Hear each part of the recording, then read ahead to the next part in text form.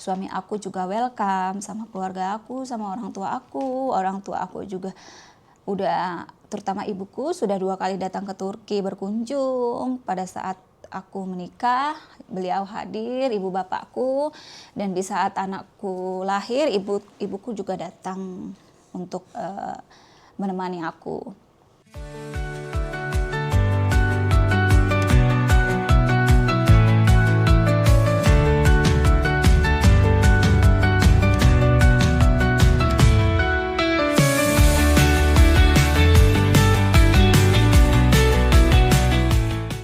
Halo, marhaba, assalamualaikum. Halo teman-teman semua, apa kabar kalian semua? Kembali lagi di channel aku, Umairadi.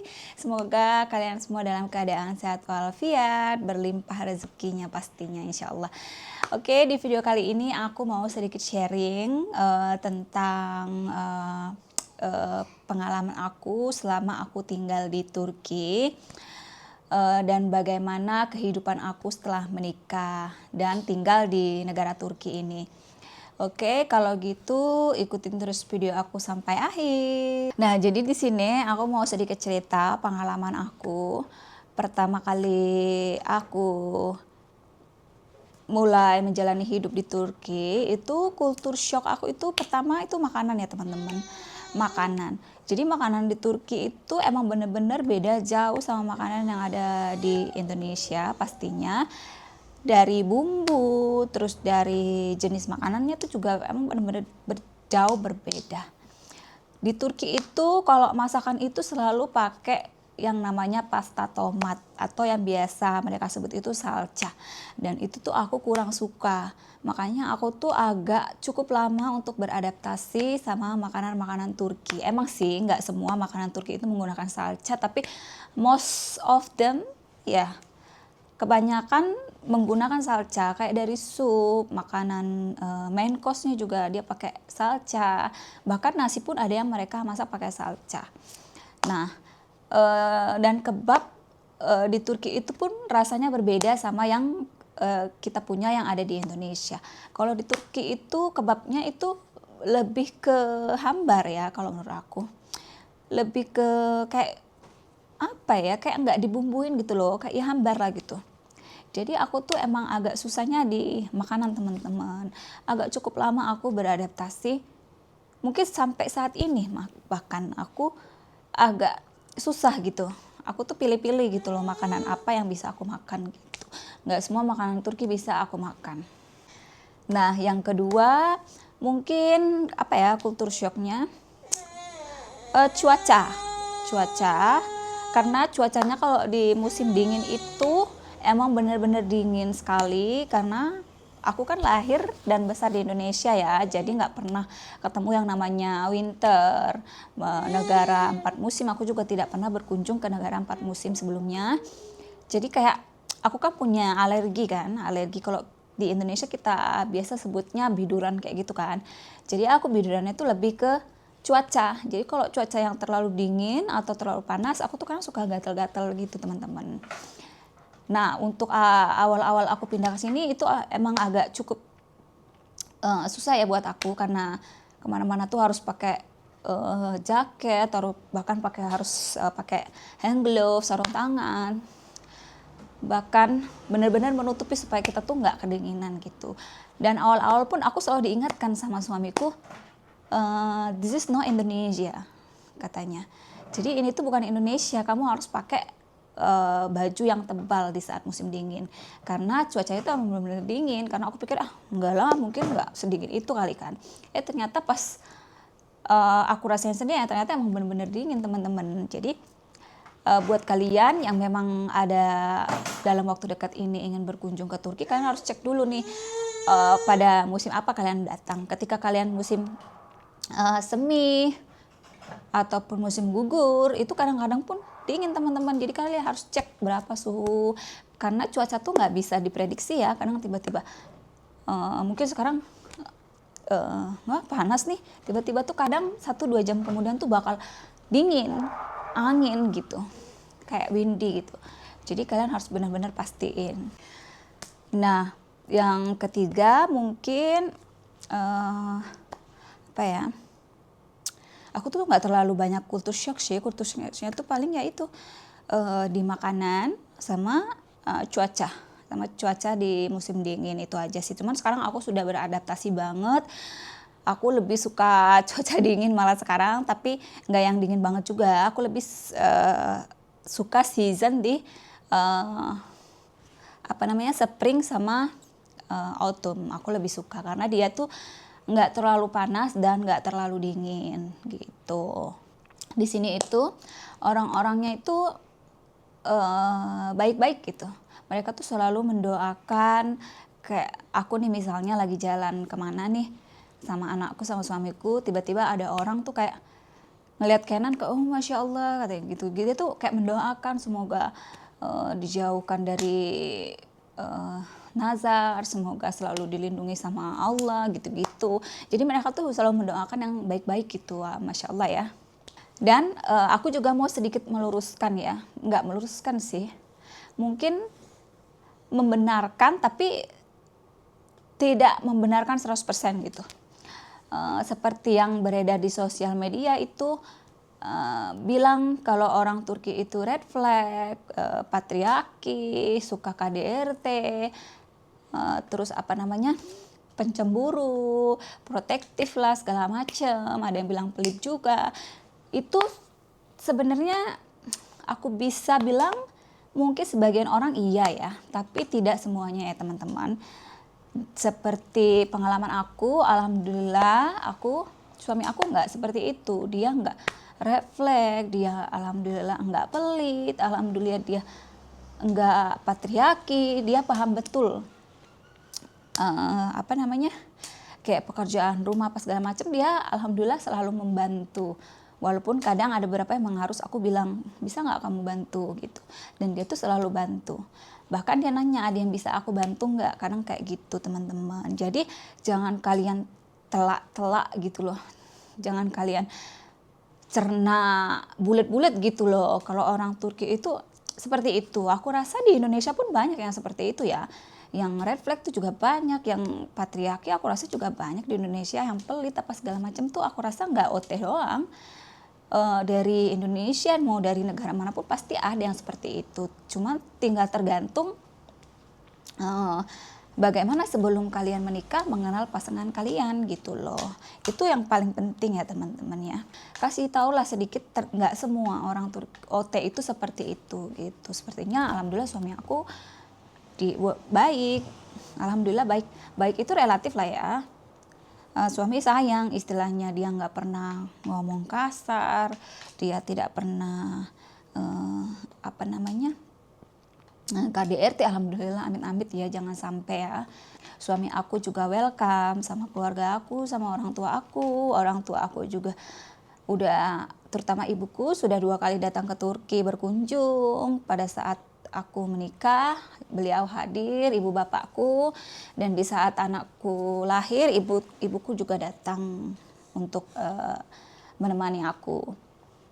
Nah, jadi aku rasa di sosial media itu emang ada benernya, tapi tidak semua ya teman-teman. Maka dari itu ketika kalian bertemu atau kalian sedang memiliki pasangan OT, aku rasa kalian harus lebih mengenal pasangan kalian tuh seperti apa gitu loh. Harus benar-benar hati-hati ya, apalagi jauh gitu kan, Indonesia, Turki. Kalau terjadi sesuatu ya susah gitu loh. Makanya kalian juga ketika diajak sama pasangan kalian untuk datang ke Turki, usahakan kalian itu ditanggung. Semuanya itu ditanggung sama si pasangan kalian gitu. Ya, ditanggung sama pasangan kalian. Jangan sampai apa-apa tuh kalian urus sendiri lah, terus effortnya si pasangan kalian di mana gitu kan. Nah, dari situ tuh udah kelihatan sebenarnya. Jangan terlalu bucin gitu. Bucin itu boleh, cuman lihat porsinya gitu, lihat gitu porsinya. Kalau bisa sih pasangan kita lah yang lebih bucin ke kita gitu ya. Nah, untuk kehidupan aku setelah menikah, alhamdulillah baik ya, alhamdulillah baik. Suami membantu dalam setiap pekerjaan, bahkan kita bagi tugas, setugas aku apa, suami apa. Misalnya aku masak, nanti suami aku yang beres-beres gitu. Nanti aku suami kerja kan, aku ngurus anak nih dari sampai dia pulang. Nanti pas dia pulang, aku masak, dia yang jagain anak kita gitu. Ya begitulah. Yang penting tuh kerjasama ya teman-teman, kerjasama komunikasi itu penting. Nah, satu lagi buat kalian yang sedang memiliki relationship sama OT, ya itu terutama bahasa ya, kalian harus benar-benar walaupun kalian nggak bisa bahasa Turki, setidaknya kalian bisa berbicara lah bahasa Inggris, walaupun nggak fluent, walaupun nggak yang advance banget, tapi setengahnya mengerti lah. Kayak aku bahasa Inggris aku nggak terlalu fluent, maksudnya acak-adul lah ya gitu bahasa Inggris aku tuh, grammarnya nggak karuan apa segala macam. Tapi ketika aku ngobrol sama suami, ya suami mengerti itu apa yang aku maksudkan, dan ketika suami ngomong juga aku mengerti gitu. Itu yang paling penting terutama ya. Jangan sampai kalian menggunakan translate. Ya sekali-sekali menggunakan translator itu wajar lah ya. Terkadang aku pun menggunakan translate ketika aku mengetahui suatu kata baru gitu. Atau aku ingin menyampaikan sesuatu cuma aku nggak tahu, ya aku translate terkadang gitu. Jangan sampai dia nggak bisa bahasa Inggris, kalian nggak bisa bahasa Inggris juga, terus kalian komunikasi seperti apa, itu terutama ya teman-teman. Komunikasi terutama itu yang paling penting dalam hubungan ya menurut aku ya. Nah terus juga pas menikah itu juga kalian harus membicarakan soal finansial, mau siapa yang memegang atau memegang keuangan gitu. Kalau aku pribadi, aku bukan tipe orang yang bisa memegang keuangan teman-teman. Jadi emang apa-apa itu aku suami. Ya soal keuangan itu harus benar-benar dibicarakan. Jangan sampai nanti menjadi masalah di kemudian hari. Kalau aku pribadi sendiri, aku emang tidak bisa memegang keuangan ya, karena aku emang boros orangnya. Jadi aku serahin aja ke suami apa-apa tuh. Aku bahkan nggak tahu nih kayak bayar listrik per bulan berapa ya, kadang-kadang aku sekali-sekali suka tanya berapa kayak gitu, cuman nggak tiap bulan gitu. Jadi aku emang serahin semuanya sama suami kan, yang penting kayak keperluan dapur apa segala macam tuh ada gitu. Ketika mau belanja pun suami nanya, kamu butuh apa gitu. Kalau enggak ya kita pergi belanja bersama gitu. Cuman aku tetap difasilitasi card lah untuk kalau aku apa-apa. Sama aku juga dapat uang saku pribadi ya teman-teman. Uang saku pribadi yang emang itu di luar dari kebutuhan pribadi aku, kayak skincare apa segala macam itu beda sendiri gitu. Jadi emang keuangan itu sensitif ya, jangan sampai nanti dipermasalahkan di kemudian hari. Kalau aku pribadi sih aku nggak terlalu masalah sih, selagi suami aku memenuhi kewajiban dia sebagai seorang suami gitu. Alhamdulillah sejauh ini aku tidak pernah kekurangan suatu apapun. Ketika aku ingin membeli sesuatu pun aku masih bisa membeli gitu. Itu aja. Dan suami aku juga nggak pernah menanyakan uang ini kemana. Ketika dia udah ngasih uang ya udah terserah aku mau aku apain gitu. Mau aku pakai buat apa terserah. Bahkan ketika aku pakai kredit card pun dia tidak pernah menanyakan gitu, kenapa tagihannya segini-gini. Alhamdulillah sih nggak pernah ya, karena beliau mengerti. Sebelum menikah pun aku kerja kan, ya alhamdulillah sih tidak pernah mempermasalahkan itu. Tapi aku juga sebagai istri tahu diri lah ya, tahu diri. Enggak mentang-mentang aku di fashion aku bisa beli, enggak seperti itu ya teman-teman. Jadi emang kita harus saling menghargai ya, respect satu sama lain, mengerti satu sama lain. Ketika ada masalah ya diobrolin gitu, itu sih yang paling penting. Jangan sampai miscommunication, jangan sampai terjadi sesuatu tapi kalian tidak membicarakan itu, nanti numpuk nanti jadi boom gitu. Jangan sampai seperti itu ya teman-teman, karena aku tuh kayak berhati-hati gitu loh, karena bukan dari pengalaman pribadi ya, tapi aku melihat orang-orang sekitar aku tuh yang kayak kehidupan mereka mungkin kurang beruntung ya dalam rumah tangga, dan aku tuh berusaha untuk yang terbaik lah untuk rumah tangga ya, dalam berumah tangga. Apalagi sekarang kita udah punya anak, jadi apa-apa tuh kita benar-benar obrolin gitu. Jangan sampai nanti ada hal-hal yang tidak diinginkan. Dan alhamdulillah juga suami aku orangnya bukan tipe yang keras gitu. itu aja sih sepengalaman aku. Mungkin kalian ada yang mau kalian tanyain tentang pernikahan beda negara itu seperti apa, kalian bisa tanyain ke aku, kalian bisa komen, kalian bisa tanya-tanya lah, sebisa mungkin aku bisa jawab sepengalaman aku ya. Karena aku juga baru menikah, pernikahan kami juga masih seumur jagung. Ini anakku namanya Kenan. Sebenarnya banyak sih yang mau aku sharingin, cuman aku juga bingung gitu loh mau mulai dari mana. Gitu dah, Kak, usahain juga ketika kalian menikah itu kalian tinggal berdua. Maksudnya kalian misah gitu dari mertua, jangan tinggal sama keluarga suami. Kalau bisa diusahakan seperti itu ya. Ya walaupun keluarga suami baik, alhamdulillah aku keluarga suami baik, alhamdulillah. Kakak ipar aku juga alhamdulillah, karena kakak iparku juga foreign ya, bukan orang asli Turki, tapi sekarang dia udah jadi warga negara Turki, dia udah pindah negara. Jadi apa ya, ya diusahain untuk misah gitu, jangan tinggal sama orang tua ataupun keluarga dari suami. Mau di Indonesia sama sih, kalau bisa usahakan jangan tinggal sama orang tua ya. Jadi kalau ada apa-apa tuh ya cukup kita aja gitu sama suami yang tahu, jangan sampai orang tua atau keluarga pun tahu gitu loh. Sekecil apapun itu ya cukup kita dan suami yang tahu gitu. Ya menjaga keharmonisan lah ya, jangan sampai ada, ya tau lah ya, jangan sampai ada pihak-pihak pihak-pihak ketiga yang ikut campur dalam urusan rumah tangga gitu. Soalnya kan pemeran utama di rumah tangga itu ya suami dan istri gitu loh. Jangan sampai ada pihak-pihak yang tidak bertanggung jawab gitu. Sejauh ini aku menikah, alhamdulillah kita bisa mengatasi, kita bisa mengerti satu sama lain. Ya namanya pernikahan ya pasti ada perbedaan pendapat, pasti ada. Enggak satu misi itu pasti ada. Ya cuman tergantung kita lah bagaimana kita menyikapinya. Yang penting jangan sampai perbedaan itu menjadi alasan kita untuk berpisah misalnya kayak gitu. Ya jangan sampai lah ya teman-teman ya. Itu sih.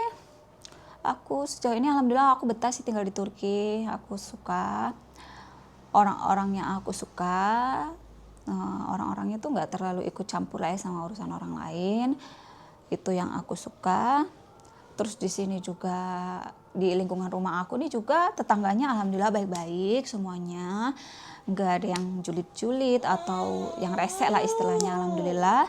Lingkungan di rumah kita tuh juga tenang gitu, nggak terlalu bising.